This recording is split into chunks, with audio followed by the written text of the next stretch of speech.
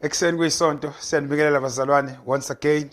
Sonto ekseni namhlanje lesibili lika January 2021. Siyanibingelela nonke wherever you're watching this broadcast from. Sinibingelela ngegama eliphakeme lika Jesu Kristu. Amen.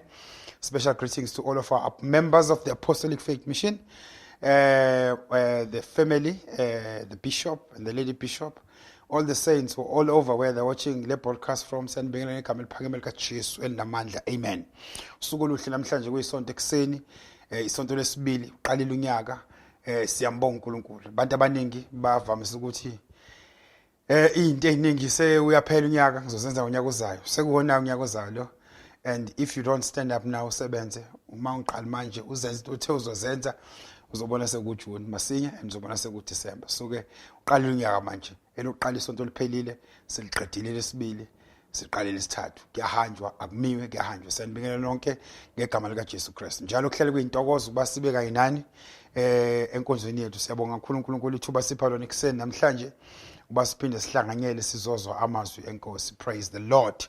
Ngiyafisa ke bazalwane once again ukudlulisa amazwi enduduzo kubona bonke abazalwane bethu abanjelwe ihlobo zabo nezihlobo ezanjelwa abazalwane esikhonza nabo. Bakhona abanye ebesibabeka ngesonto liphelile, abanye besibabaleka beka 2 days ago. Siyibandla nemanagement yebandla sidlulisa kakhulu ukudabuka, sibhlunga abantu abahambayo, kodwa ke sidlulisa lamazwi ukuthi ke ukhona uJesu noma kunzima kodwa ukhona uJesu. Amehlethu singasusi kuye nakuba kunzima kodwa siyazi ukuthi yena ukhona uJesu, ukhona umhlengi. Njalo uhlale bonakala uNkulunkulu. Singavuma uSathana asusa amehlethu. Kubuhlungu kakhulu ukuthi almost every day somebody is buried somewhere. Kuhlungu kakhulu bazalwane, kodwa siyamthemba uNkulunkulu. Thina esiphilayo asimbonga uNkulunkulu singaphezi. Wena ulalele la umbonga uNkulunkulu ngaphezi. Nakuba usebenza uhlele ekhaya kodwa umbonga uNkulunkulu ukuthi ayifakile oxygen. Nawe ufake oxygen umbonga uNkulunkulu ukuthi usakwazi ukuzwa le broadcast. Nawe lele embhedeni ngiyakutshela nawe usanda kuthola ama results. I want to tell you ukuthi ungayeke umbonga uNkulunkulu. The fact that ulalele kusho ukuthi uNkulunkulu isandla sakhe sinamandla sekubambile sekuvikelile. Maningi abahambile bebesafuna ukuphila besafisa ukuphila kodwa sebehambile. Kodwa ke siyambonga uNkulunkulu usaqhubeka silondoloze asivikele futhi siyamethemba ithemba lethu lonke likuyena ukuthi masinyane siyaphuma kulesi storm. Futhi siyamthemba uNkulunkulu ukuthi masiphuma kulomlilo siyaphuma sikhazimulisa kwegolide. Siyamthemba kakhulu uNkulunkulu ukuthi konke okubonakala kudliwe isikhonyana uNkulunkulu uyakubuyisa kuphinda phinda, ngoba uNkulunkulu mayise restore yena restore phinda phinda. Ngalawo mazwi nje sithi duduzekani bazalwane bethu bonke, not just eMarana Assembly but all of our members akhona abuka le broadcast nabafowethu nodadewethu emzimini kaKristu abasemahlweni ahlukahlukene. Sithi nje sibandla duduzekani bazalwane, uNkulunkulu aniqinise abakanye nani. Praise the Lord. Kuseni namhlanje kafishane angifuni ukubambezela. Ngiyafisa ukuthi siye ezwini lenkosi lithathwa nje incwadini kaJonah chapter number 1. Jonah chapter number 1.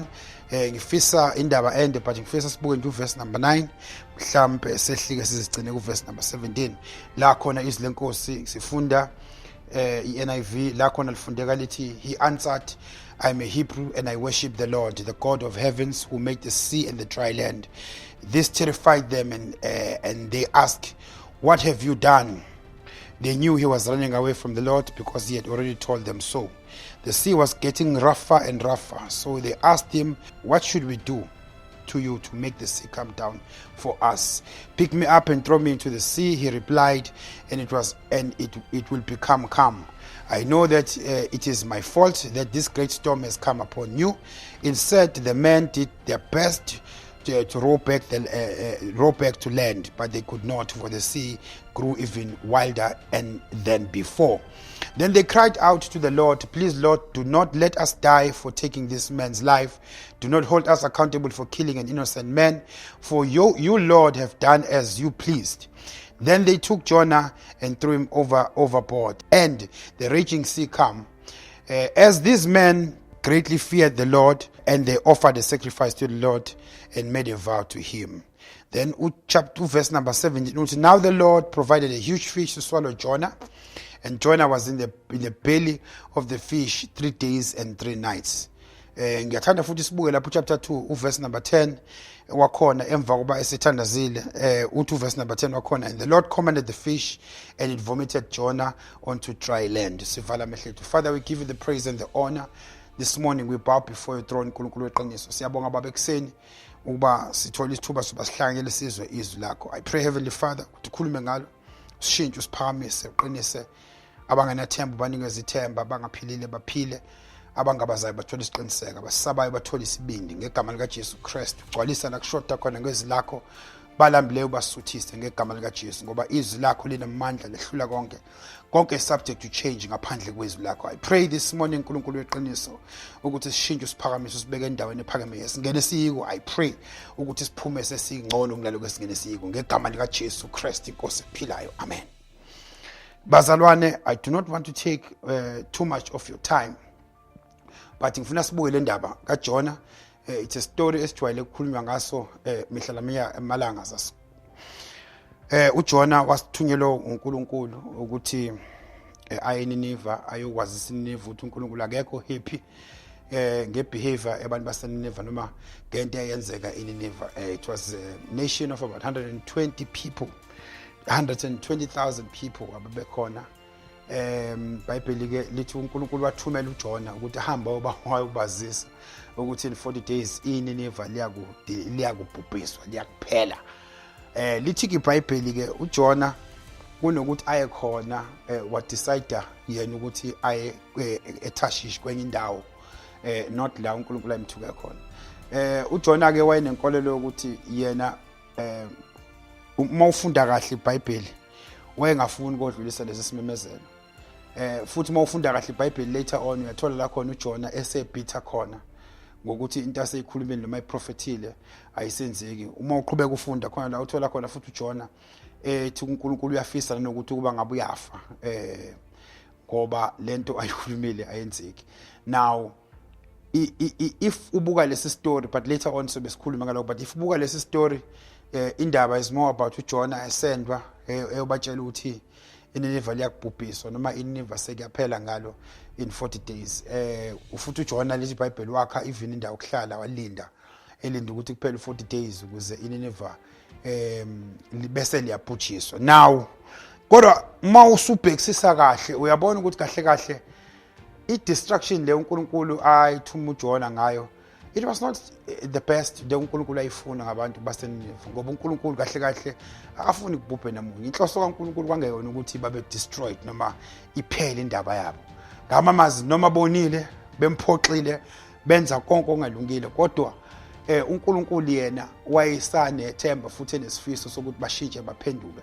When uNkulunkulu sent Jonah, there was an expectation from God ukuthi when they hear the message they will go back ngoba kwakuyisizwe simaziyo uNkulunkulu, they will go back and repent and cry ebusweni kaNkulunkulu ngoba inhloso kaNkulunkulu was not to destroy, but inhloso was to bring back ukuthi babuyele ecebeni likaNkulunkulu ukuze egcineni basaveke. So if you listen to the message you might think it was God's plan ukuthi iphele indaba yabo, kodwa uma usufunda kahle analyze the scripture you realize ukuthi kahle kahle inhloso kaNkulunkulu was more saving them than killing them. But ke wena moyibuka ngamehlo enyama ubona ngathi uhlelo likaNkulunkulu kwakudestroy, but angikho lapha namhlanje. Kodwa ke nakuba imessage yethu namhlanje ithi icebo likaNkulunkulu lingevinjwe noma ngabe kuthiwa kwenzakalani kodwa icebo likaNkulunkulu lingevinjwe. Then iBhayibheli ke lithi ke uJonah wa decide ukuthi abode a ship engayi eNineve kodwa eya eTarshish kwenye indawo. In fact iBhayibheli liyachaza ukuthi it was the opposite direction of where he was sent. Kwathiwa akaye ngapha yena wagibela umkhumbi oya ngala. Lithi iBhayibheli the same ship wasuhlangabezana nezivunguvungu ngenxa ukuthi uJonah wayekade ephikisene nocebo likaNkulunkulu. Now izivunguvungu mazifika, one uJonah uphikisene necebo likaNkulunkulu waya kwenye indawo. Ngamamazi there's already number one obstacle ephazamisa icebo likaNkulunkulu. Othunyiweyo akasayi endaweni ekuthiwa akayikuyona, useye endaweni ehlukile kuleyo. Ngamamazi the first obstacle uJonah uyena oveza noma osebenzela ukuthi icebo likaNkulunkulu ngeNineve lingafezeki noma umyalezo kaNkulunkulu ugcina ungafikile. Yes, umyalezo kaNkulunkulu ubonakala uyi-destruction, kodwa the point is uNkulunkulu uthi abahambe bozwa ukuthi in 40 days ngiyalibhubhisa iNineve. Then uJonah yena waba ngabamazi sine obstacle uJonah Number 2 sine obstacle A message ukuthi niyabhubha. Ngamanye amazwi zonke lezi zinto esazi ngazo ngoNkulunkulu uNkulunkulu lomusa. No Jonah khona la imchaza khona ethi ngikwazi mina uNkulunkulu gracious angikubonanga vele ubhubhisa iNinive. Ngamanye amazwi iobstacle yesibili ile ukuthi nangu uNkulunkulu esethu uzolibhubhisa iNinive. Ngamanye amazwi lokupreserve nokuphila no-gracious God akasaveli. Number 2 shuthi sesine obstacle yesibili ukuthi ukuhlupha kwabantu sekwenza ukuthi babhujiswe. Now ngamanye amazwi lento yokunakekela nokubheka uNkulunkulu ibonakala ifiphabala. Then i-obstacle yesithathu lithi iBhayibheli bahlangana nezivunguvungu umfula wase iship abakuyona yanyakaziseka to a point yokuthi kwaze kwathiwa no umoya sihlangana nawo kodwa not lo hlephula umkhumbi. Wonke umuntu akachaza ukuthi kwenzakalani. Base ke lithi iBhayibheli emva koba wonke umuntu sekuthiwa babhula benza yonke into elandelwayo base bethi ngoba kwakhona abantu abanoNkulunkulu abahlukene la ngaphakathi emkhunjini babiza bonke uNkulunkulu abafuna ukubabiza kwangenzeka lutho kwazi kwafika la kuthola no asenze something ukuze sithole ukuthi ubani into kabayenza bagcina be-identify uJohn ukuthi uJonah ukuthi uyena okhoza le problem. Then iBhayibheli lithi uJonah then told them ukuthi no inkingi mina la ngithunywe khona ngiyikhona mifana ngabe ngiya kwenye direction ukuze umkhumbi ukwazi ukuthi nisaveke ningafi nifingelele la niyakhona ngikhipheni ningijitshele. Lithi iBhayibheli ngesikhathi bezama ukuthi bengamkhiphi noma sebezwile ukuthi inkingi kuyena. Lithi iBhayibheli noma bezama lithi iBhayibheli they were trying to steer the ship ukuthi bawuyise ku-dry land bengathandi ukubulala umuntu. Now ngithanda ke le part kaJohn ukuthi akasho uJohn ukuthi uJonah akasho ukuthi ngibulaleni. Uthi uJonah ngikhipheni ngiphosele emanzini. Ngamanye amazwi uJonah yena akasho ukuthi ngibulaleni. Laba bayazi ukuthi ukuphoswa emanzini ukufa. Kodwa uJonah akalikhiphi igama lokuthi into efanele yenze ukuthi ningibulale ngoba inkingi kimi uthi no ngikhiphe endlini emkhumbini mina ngikhiphe emkhumbini na the only place engangibeka kuyona ukuthi ningijikele emanzini the rest nikishiyele kumina ngijikhelele emanzini akasho ukuthi ngibulaleni. Yilaba ekufanele bamqubule bamkhiphe. Lithi iBhayibheli bake bachitha isikhathi bezama ukuphusha umkhumbi ukuthi ubheke towards the land ukuze basave uJohn. Lithi iBhayibheli the more bezama the more istorm sasondela kakhulu. Ngamanye amazwi ngesikhathi bezama imizamo yabo bethi bazama ukuphikisana nomoya ngemizamo yabo lithi iBhayibheli la khona ulwandle laba rough khona lize lithi la ulwandle became wild. Ngamanye amazwi ngesikhathi bezama imizamo yabo ingesikhathi isimo sasibhebhetheka ngesikhathi bethi bazama ukuhlanganisa kwabo ingesikhathi sithi isimo sibhebhetheka. Ngifuna ukuthini ekuseni namhlanje sometimes kukhona izinto efanele siziyekele uNkulunkulu singazami thina ukuyilungisela thina ngoba sizama ukuyilungisa thina kugcina sekunama challenges more kunezinto esiqhambukelile sagijima sithi siyoyilungisa kanti lezi bezingadingi isandla somuntu besidinga masikhuphukele phezulu siyothi uNkulunkulu kaIsrayeli nanku umkhumbi unyakaza senze njani. Uyazi ukuthi inkinga la uyibona khona ufika nama messages sesiwakhuluma manje ubona ukuthi sesifuna ukurizina into engafanele ngabe siyayirizina sesifuna ukuthi sirise ngendlela esizama ngayo ukuhlakanipha si-intervene naseyintweni esingahlangene nazo izinto ezifana ngabe uNkulunkulu odila nazo. Lithi iBhayibheli bamthatha uJohn eventually baqala ngokuthandaza bathi inkosi ukufa kwalo muntu ungakubali ezandleni zethu ngoba siyamkhipha manje lesi sono ungasibaleki kuthini kodwa siyamkhipha manje. Lithi iBhayibheli bamkhipha bamjikijela ngaphandle mabemjikijela ngaphandle sase siyama istorm same time sanganyakaza yonke into yabuyela kunormal. Lalela bona ngesikhathi bethi bajikijela uJona ngamanye amazwi ayanda ama-obstacles azophazamisa icebo likaNkulunkulu ngeNinive. Lithi iBhayibheli lami ngesikhathi bemphose emanzini bona babona kwangathi sebeqedile ngoJona sekuphelile.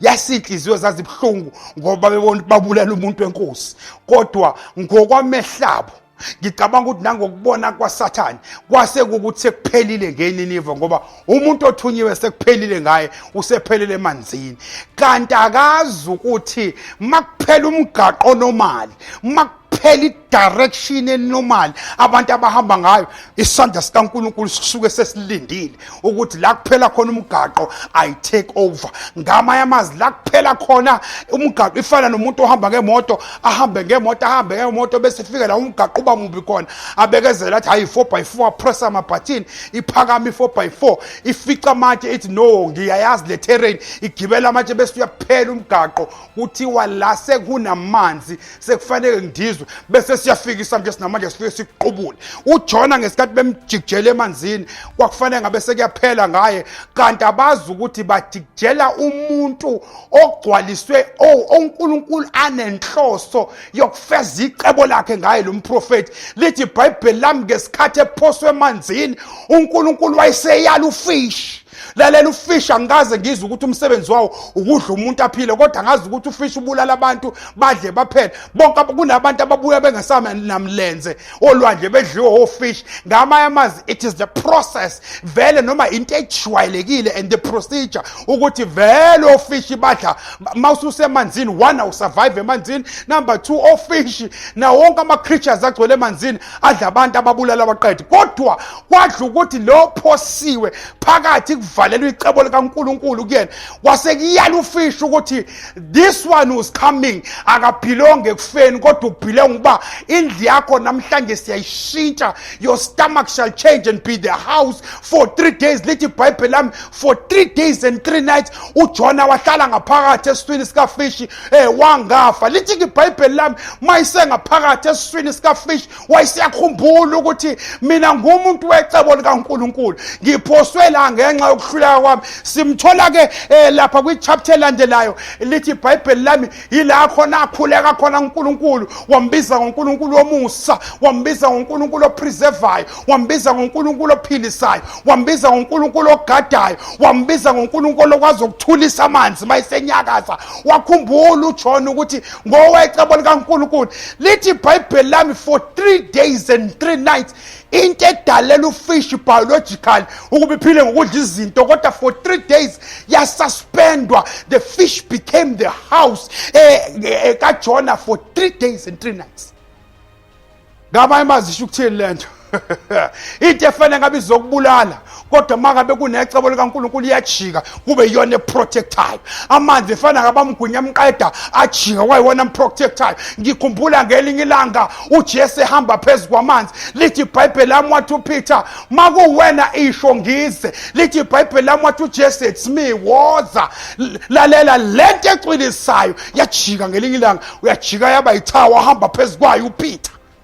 Ngelinye ilanga siyakhumbula uIsrael ehlaselwe uFaro, impi kaFaro isihlasele. Lithi iBhayibheli lami wathi uNkulunkulu uphakamisa induku uMoses, into ebulalayo uyajika yaphenduka iDryland, wahamba uIsrael wawena. Ngithi namhlanje kuwena, ngithi kuwena icebo likaNkulunkulu lingevinjwe. Noma isimo singakuthatha sikugqombukisele emanzini, kodwa makusane icebo likaNkulunkulu bakhona ofish balinduka ukugwinya bese beyakuprotecta kuze kudlula istorm. Lithi iBhayibheli lami uJona esebubule for 3 days and 3 nights. Lithi izwi lenkosi ngo-day number 3 ufish kwathiwa qonda ngaphandle manje uyothulula ogcotshiweyo wami ukuze aqhubeke necebo lami. Lithi iBhayibheli after 3 days laselimphalaza ngaphandle, waphuma abantu bamangala ukuthi onjani lo ophalaza ufish ngoba bonke batholakala sebefile. Waphuma emlonyeni kafish into ebulalayo, waphuma yena wathi sengiphuma endlini uJehova angakhele yona, indle engakhiwanga ngezandla. Watholakala sephuma khona sehoka, waphuma lafezeka icebo likaNkulunkulu, waseshona eNiniva la kade vele ethunywe khona. Lithi iBhayibheli lami wafika eNiniva, wafika wazobatshela uNkulunkulu uthi angizonitshela ukuthi nina indaba yenu seyiphelile, uNkulunkulu senimphoxile, indaba yena ayisekho. Lithi iBhayibheli lami basimabe kuzwa baseNiniva base bethi siyakuyeka ukudla nezilwane zethu ziyakuyeka ukudla bese siyabubula kuJehova ukuthi hlamba senze lumusa ukusa lo 40 days ungasenzeki. iBhayibheli lami lithi uNkulunkulu washintsha umqondo wakhe. Ngamanye amazwi into uSathane ayevimba kwakukusave kwabantu baseNineve. Thina sibone sengathi wayevimba ukuthi bangav no, uSathane wayevimba ukuthi bangasave abantu baseNineve ngoba because he knew ukuthi when Jonah gets there uNkulunkulu gracious, he shall save them. Ngizothini kwena namhlanje kuseni? Angifuni ukukubambezela ukuthi ayikho ke thina abazalwane noma abantwana bakaNkulunkulu into esisaba njenge change. Ayikho into esishayisaba njengento eyistorm enyakasayo. Ngifuna ukukutshela namhlanje ukuthi whenever kune change ekhona emhlabeni la khona kuphela khona umgaqo makusana icebo likaNkulunkulu ubokwazi ayikho into ezokuphazamisa isimo noma singakuphosa emanzini kodwa abantu uthele ukuthi makusana icebo likaNkulunkulu ayikho into engakuphazamisa. Now sihlushwayelena ke thina abantwana bakaNkulunkulu whenever kukhona into enkulu eyenzakala emhlabeni ibandla likaNkulunkulu lolo lokugcina livamise ukuadapta kulo change. Ibandla likaNkulunkulu lolo lokugcina futhi ibandla likaNkulunkulu lolo elokuqala eliba most confused. Abantu ababekade bemezela ukuthi abantu ababekade befunda ama prophecies from the scrolls iminyaka ibona kodwa bahluleka ukurecognize uJesu mayesefikile. Abantu ababefundisa umthetho omdala ibona abastrugglisha nokunderstand umthetho omusha uJesu awubekayo. Thina amaKristu siba abantu bokugcina ukunderstanda into eyenzakala emhlabeni. Futhi thina amaKristu siba abantu bokuqala abaconfused ukudlula bonke abanye abantu. Whenever anything is significant, be it negative or positive, thina njalo sihlale sinyakaseka sibe confused gcine sesikhuluma lezinto engekho. This morning I was thinking ukuthi ngiyakhumbula ukuthi I'm fortunate enough ukuthi when the millennium changed sisuka ku19 siya ku20 when ngo1999 ngesathi sishintshe siya ku2000 abekho abantu ababe confused njengebandla likaKristu.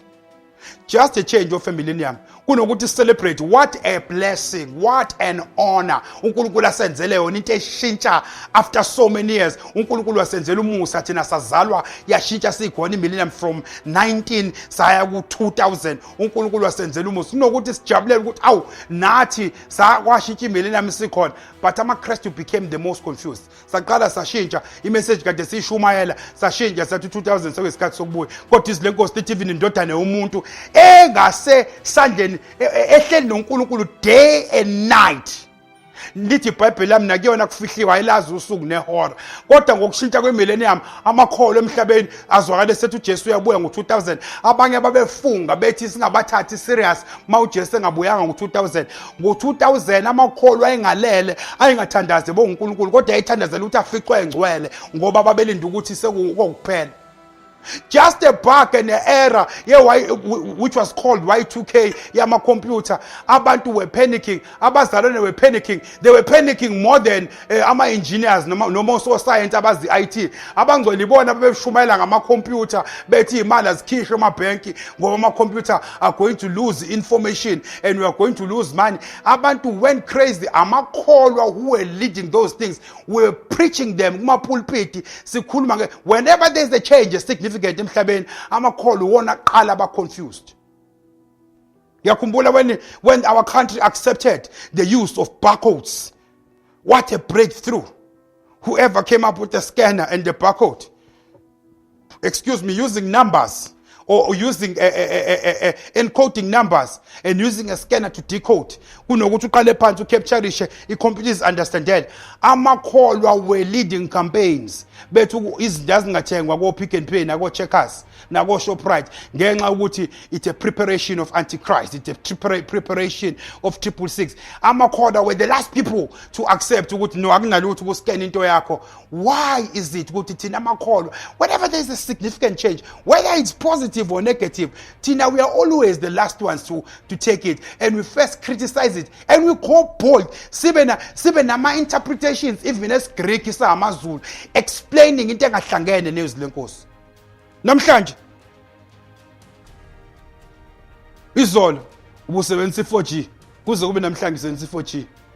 Just a change of a spectrum from 4G to 5G. Sabazalwane sekuyibona abashumela nge-IT.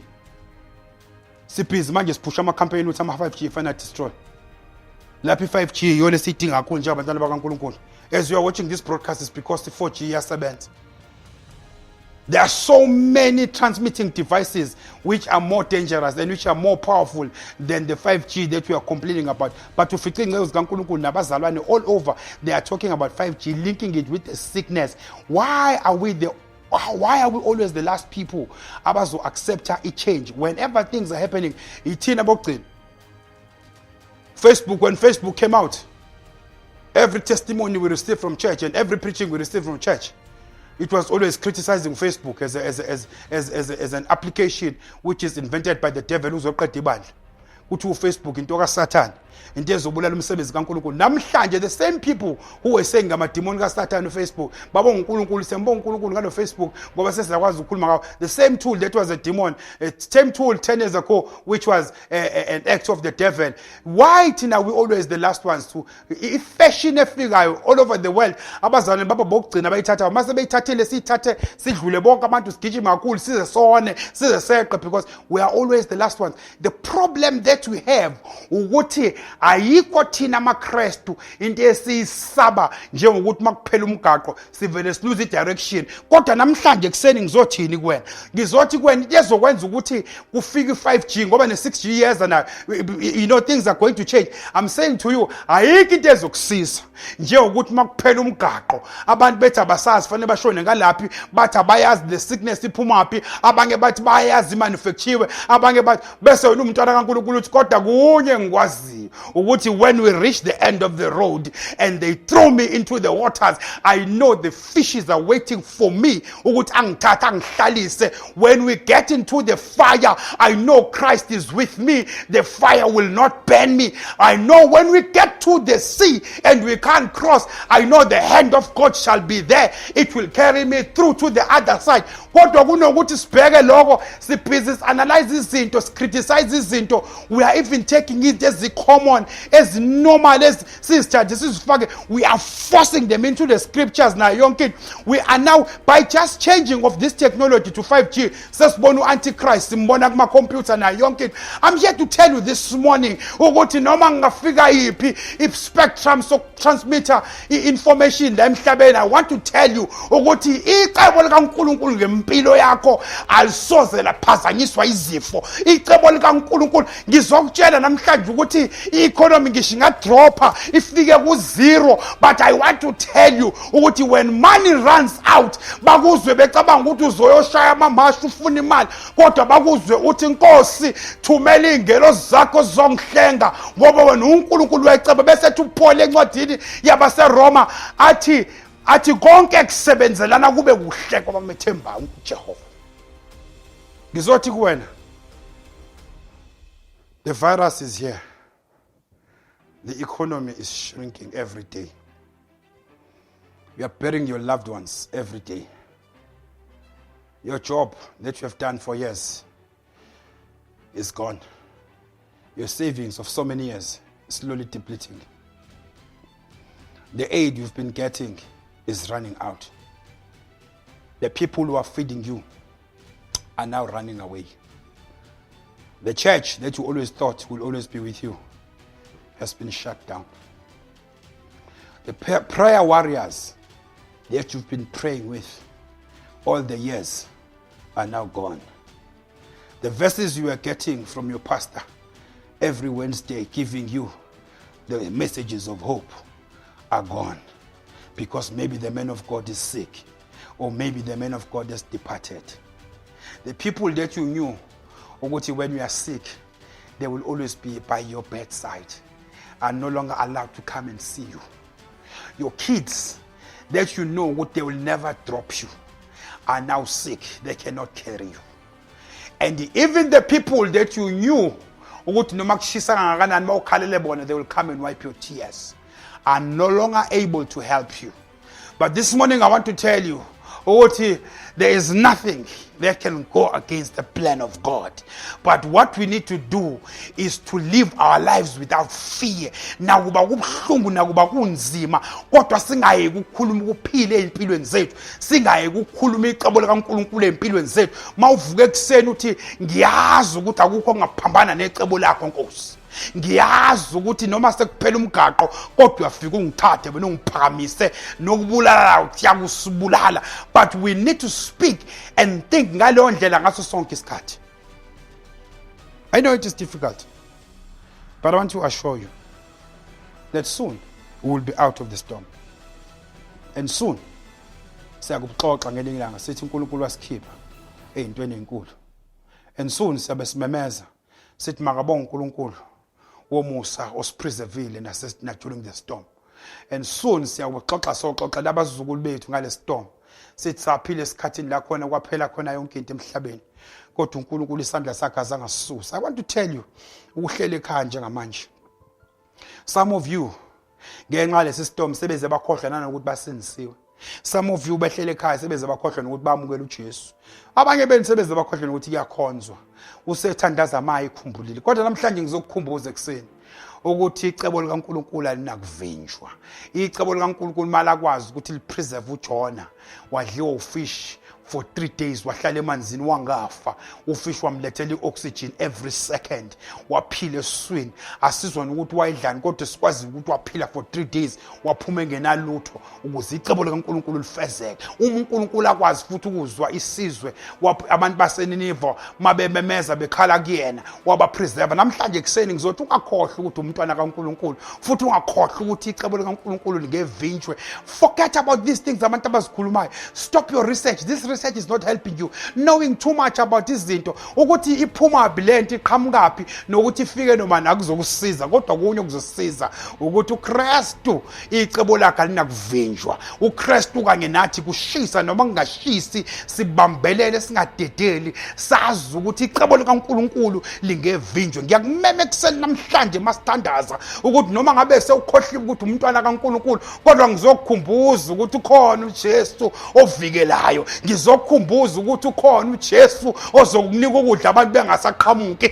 Ngizokukhumbuza ukuthi uJesu ukhona noma usesibhedlela ngenze ukuthi ungibuke usesibhedlela uyagula. Kodwa ngizokutshela ukuthi ungakhohlwa ukuthi ukhona uJesu isandla sakhe esinamandla sisangakubamba kufezeke icebo likaNkulunkulu. Ungawakhuluma amazwi okugive up, ungawakhuluma amazwi okuhluleka, ungawakhuluma amazwi ukuthi sewufuna ukuhamba futhi ungawakhuluma amazwi uvuma ukuthi sesiyahamba kodwa unqabe noma sekubuhlungu, unqabe noma umoya ungasafuni ungena kodwa umemezela ukuthi wena uNkulunkulu ongcwele icebo lakho lingevinjwe. Ngizokutshela ukuthi asingavumi uqala unyaka. Ngiyazi abaningi babhocobele bakhathele kodwa ngizokutshela namhlanje ukuthi akukho ongavimba icebo likaNkulunkulu. Thatha izinto zakho usukume utoto obushone khona uhamba uhlabela uthi akukho ovimba icebo lakho Nkosi engcwele. Icebo lakho ngeke liqedwe ivirus, icebo lakho ngeke liqedwe ukuphela komsebenzi ngoba akukho ovimba icebo likaNkulunkulu. God bless you. Amen.